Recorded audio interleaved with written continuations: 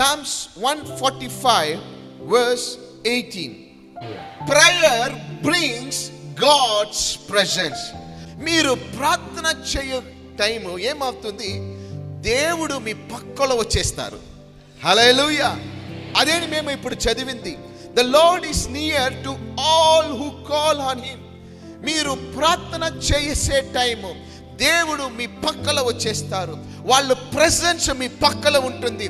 Bible చెప్తుంది, నా ప్రసన్నతే మీకు బిఫోర్ పోయి అది ఏం చేస్తుంది, అన్ని రూట్స్ అంతా క్లియర్ చేస్తుంది.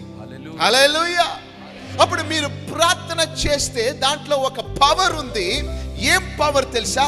దేవుడు మీ పక్కలో వచ్చేస్తాడు. హల్లెలూయా. ఎంత పెద్ద దేవుడు కదా.